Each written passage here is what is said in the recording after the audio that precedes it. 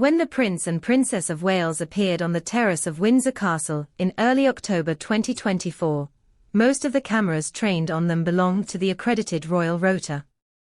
Only a few observers noticed the slight figure standing beside the official photographer's tripod. A teenage girl with a bob of dark blonde hair, a pale blue silk headscarf, and a borrowed Nikon mirrorless camera dangling from her neck. Her name was Elizabeth Hatton, Liz to almost everyone, and this brief autumn afternoon was the crown jewel of a photographic bucket list she had written in a hospice notebook scarcely 3 months earlier. Liz was 17, a sixth-form student from Ripon, and until that summer, a rising star of the National Youth Photography Competition. She had a knack for portraiture, finding the unguarded glint in her subject's eye, the tiny tug that lifts one corner of a mouth. In May 2024, while preparing for her A-levels, she developed what doctors first mistook for an ordinary appendicitis. Exploratory surgery revealed something far more sinister: desmoplastic small round cell tumor, a cancer so rare that most oncologists never encounter a single case in their careers. The prognosis, delivered in a beige consulting room at Leeds General Infirmary, was brutally direct: palliative care only, perhaps 6 months, but use them well. Liz went home, cried for half a day, and then began writing her list: photograph autumn mist at Fountains Abbey, shoot a Premier League match under floodlights, capture a stranger's wedding kiss, record a royal ceremony, the last, she admitted to her mother Vicky, because those pictures usually look so stiff, and I know there are softer moments hiding behind the poses. A quiet call from Kensington. The list reached Kensington Palace almost by accident. A family friend, herself in remission from lymphoma, happened to write to Catherine, Princess of Wales, who had announced her own abdominal cancer diagnosis that January, suggesting Liz as a teen photographer who sees the world the way you once did, through a lens. Within a week an email arrived from William's private secretary: would Liz be well enough to travel to Windsor on the 12th of October? Her Royal Highness would like to meet her, and perhaps see a few of her photographs. That single sentence spun the Hattons' world into motion. Chemotherapy sessions were rescheduled. Matteo, Liz's 15-year-old brother, polished their late grandfather's Canon EOS so he could serve as the assistant. The family rented a wheelchair, decorated it with fake ivy, and drove south on the A1 in a haze of nerves and morphine-managed pain. The castle session. In the green drawing room, Catherine, herself sporting a discreet chemotherapy headscarf, bent low to greet Liz. The teenage photographer expected a formal handshake. Instead, the princess offered a careful embrace, mindful of intravenous lines, but warm enough that Vicky's breath caught in her throat. "Take your time," Catherine whispered. "The investiture doesn't start until you say you're ready." Liz shot 57 frames that afternoon, a new knight commander adjusting the blue and gold ribbon across his chest, William catching his wife's eye and mouthing steady as she shifted her weight, a child's reflection in the polished floor tiles staring wide-eyed at the Duke of Gloucester's starched tails. The ambient click of the shutter echoed off gilded cornices. When Liz's arm trembled too much to lift the camera, Catherine gently offered her own shoulder as a brace. Ice and roses, early a living memorial. 3 weeks later, Liz's immune system collapsed. She spent 12 days in intensive care, and returned home with an oxygen concentrator by her bed. On a misty November morning, 11 days before she died, the Hattons' doorbell rang. A van from David Austin Roses disgorged a single cardboard crate. Inside, one bare-root shrub labeled ice, and Rose's early, a handwritten card edged in Kensington blue stationery, and a brass marker engraved, in celebration of Liz's unquenchable light. W&C, 2024. David Austin's breeders had created the cultivar only 2 seasons earlier, creamy white buds that blush to ballet slipper pink as temperatures drop, bloom repeats through frost, and, remarkably, reach peak flush near Armistice Week. It flowers when people most need a reminder that beauty survives, the nursery notes say.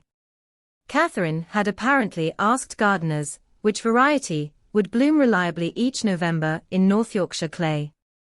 Her choice was deliberate, precise and, like so much of her public work, quietly symbolic. Last photos, last Christmas. The rose went into the ground on the 6th of November, planted by Matteo, while Liz directed from a garden chair, camera in hand, oxygen line trailing across fallen leaves. 5 days later she insisted on one final shoot, self-portraits with the new shrub.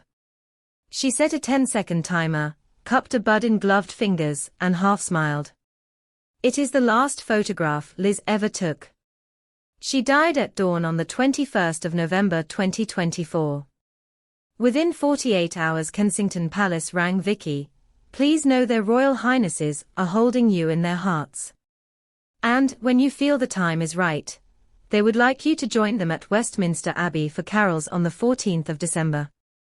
Most viewers of the televised concert never spotted the Hattons, seated anonymously 2 rows behind the Grenadier Guards brass section. Yet for Matteo, the night shimmered, snow-lit cloisters, the high serrated hush before the choir's descant, Catherine catching his eye during Hark the Herald and offering a nod that said both "I remember" and "carry on." Capture, turning grief into grant money. After Christmas, Vicky launched Capture, the Liz Hatton Trust.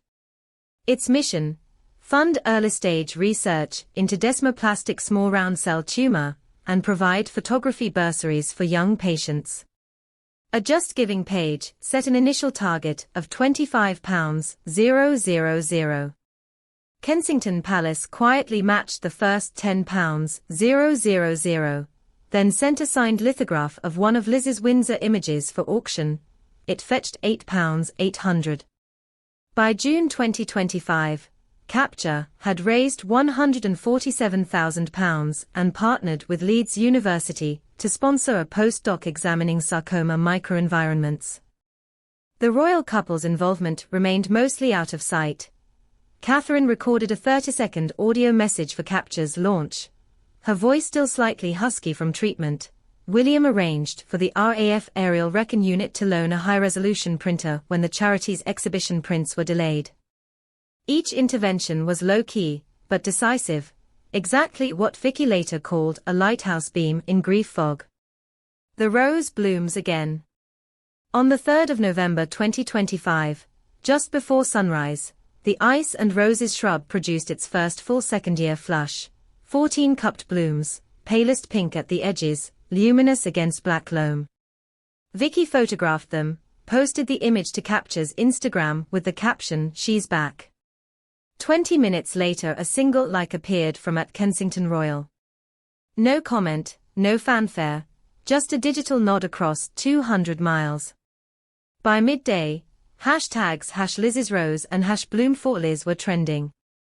Parents of other rare cancer patients shared photos of their own winter roses. An oncology nurse in Toronto posted video of a ward planting a cutting. School children in ribbon-painted rose cards for palliative care residents. Catherine sent Vicky a short handwritten note. Every petal a memory, every memory a promise. Compassion amid personal struggle.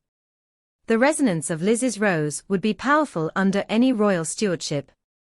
That it bloomed while Catherine herself was still navigating remission, and while William juggled an aging monarchy's duties adds an extra dimension of poignancy. Those close to the couple say Liz's story crystallized their belief that visibility matters, that a future king and queen cannot cure every ill, but they can illuminate small, specific lives until research and empathy catch up. Catherine's private secretary has since instituted a quiet case files protocol. Each quarter aides identify up to 6 young people facing life-limiting conditions, whose creative goals align with royal charities. The initiative remains unpublicized. Most recipients never know why bespoke brushes or a specialist violin suddenly appear at their door. Yet insiders credit the Liz effect. As one courtier put it, Her Royal Highness realized legacy isn't just founding large organizations. It can be shepherding one child's last wish, and letting that wish seed 1,000 more. A future haunted beautifully, by blossoms.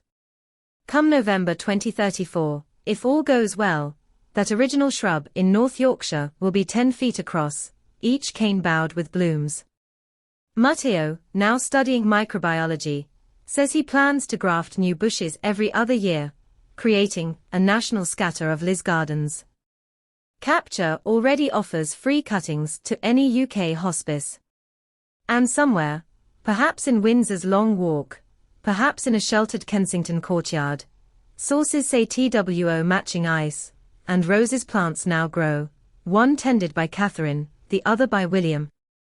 They flower in step with the Hatton's shrub, pink reminders that monarchy at its best is not marble statues or balcony waves, but the deliberate, sustaining act of keeping another family's lost child alive in scent and color. That philosophy, rooted in empathy, watered by privacy, blooming in public only when it can encourage others, may well become a hallmark of the next reign. For Liz's mother, it already has.